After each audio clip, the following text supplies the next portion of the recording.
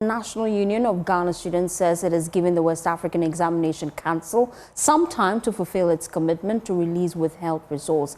Now, NUGS says that it has suspended its planned protest after a meeting with WAEC officials and the Director General of the Ghana Education Service. Well, we will be engaging Daniel Botry shortly, his NUGS president. But before that, earlier, we engaged Martin Pegbu, who is counsel for the plaintiffs, the students affected by the withholding of this result. And we also spoke to Reverend Victor Brew, his counsel for WAEC.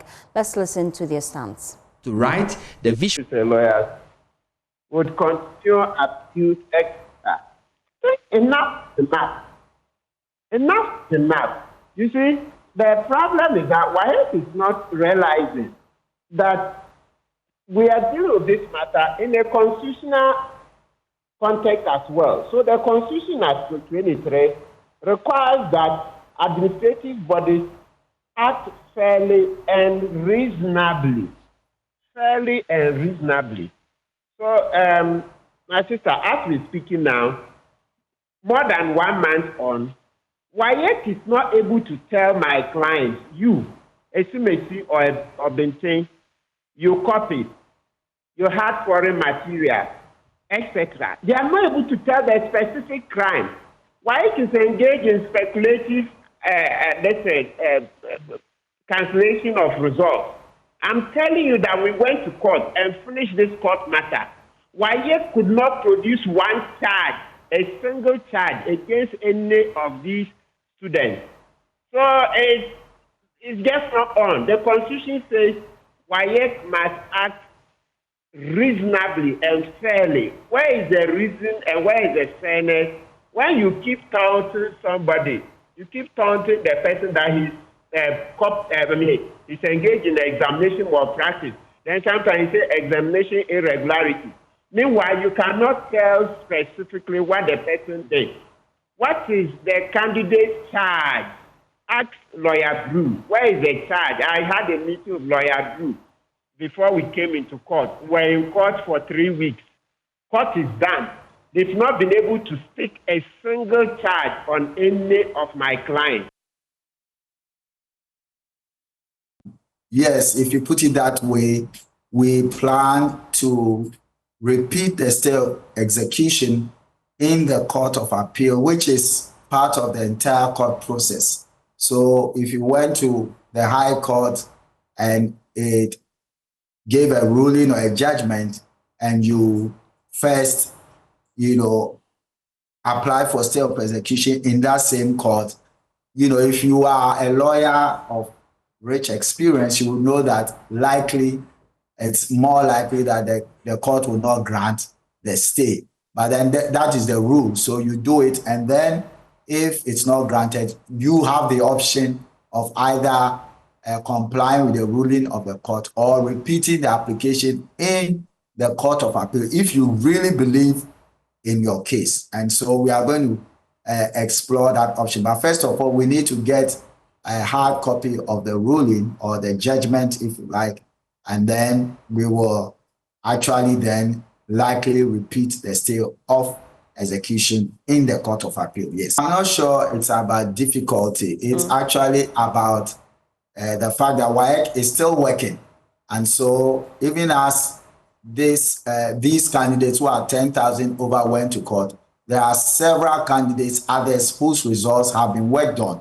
And I can tell you that even as my colleague on the other side led his clients to court, we were not constrained by the very act of going to court from working on other results. And we have been releasing results, exonerating some candidates, cancelling the results of others. So it's really this group of students who've taken us to court, and it's their right to take us to court, no qualms. It's also our right to also respond, no qualms. So for us, the process is just ongoing and there is no tussle.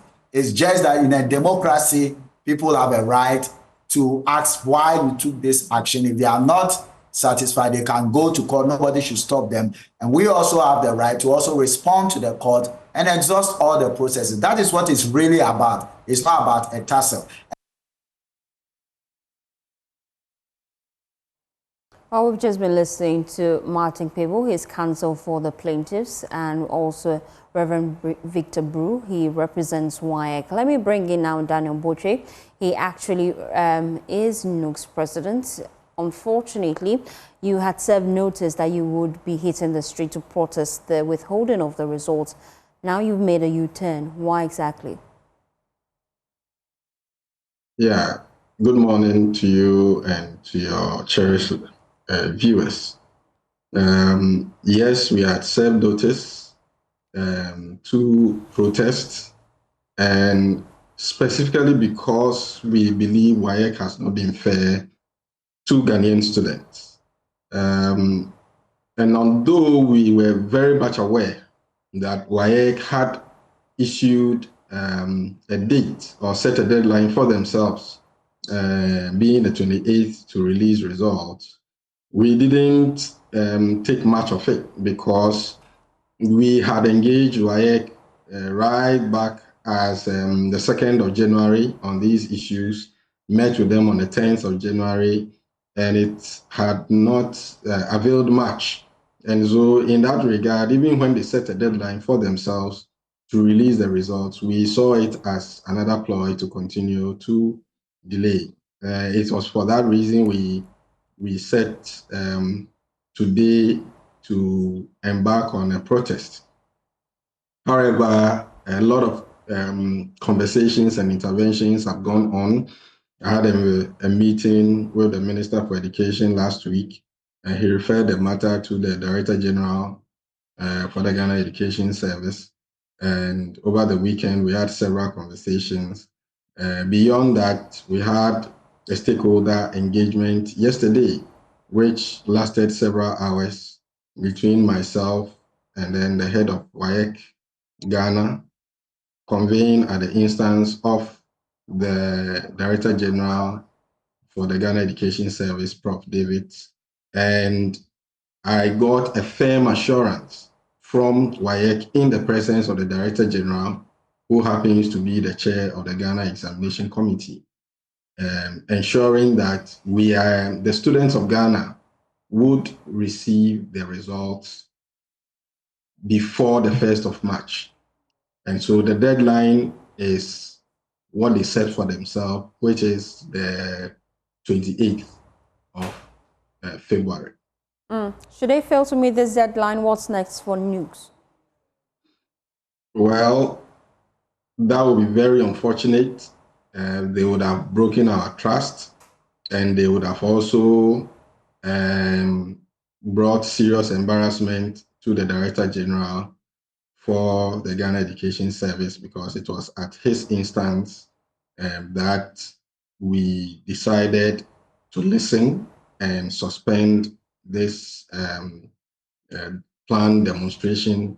I mean, plans had gone on. We had completed our processes with the police. We had done our recce route.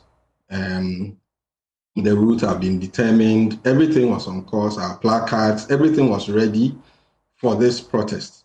And so if they fail to honor their promise, like I said, definitely we'll go back to protest, but it will be a huge break of trust, and it will be difficult for us to trust them next time around. But for this time, we have decided to give them a benefit of the doubt on the instance of the Director General of the Ghana Education Service, and we believe that they will fulfill their promise. Beyond that, we also were able to secure some assurances from the Director General for NUGS representing Ghanaian students to present policy proposals to avert this challenge.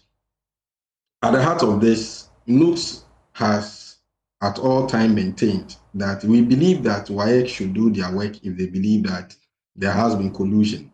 Our challenge has been the abuse of discretionary power. We believe that if WAEC is doing its investigations, it should do it, but there should be a timeline. It is just like how the Ghana Police Service is constrained to complete their investigations in 48 hours, else must seek a court or a judge to remand someone they believe has committed a crime. WAEC cannot, under the guise of investigation, decide when they will finish their investigation. When they do that, it, in our eyes, amounts to an abuse of discretionary power.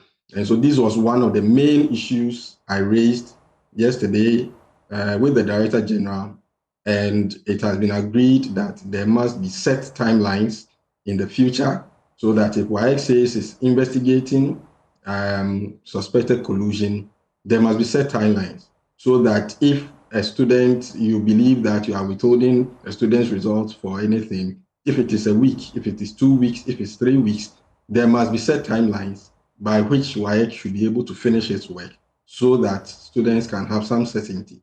But Daniel, at the heart of this issue really are concerns raised about students lacking moral integrity.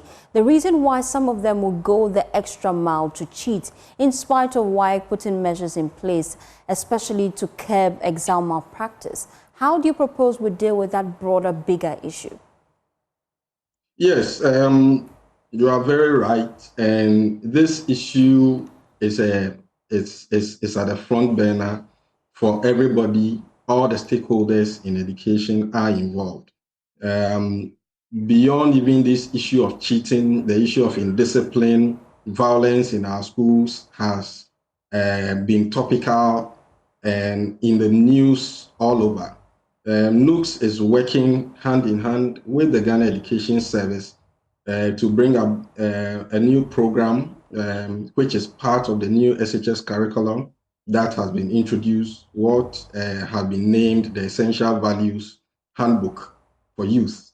And it's being introduced, and we are almost at the stage of introducing the piloting. About a month ago, we did the first part of the training for 98 senior high school heads, which are part of those who are piloting the program. 2 weeks ago, we completed the training of trainers for the counseling coordinators.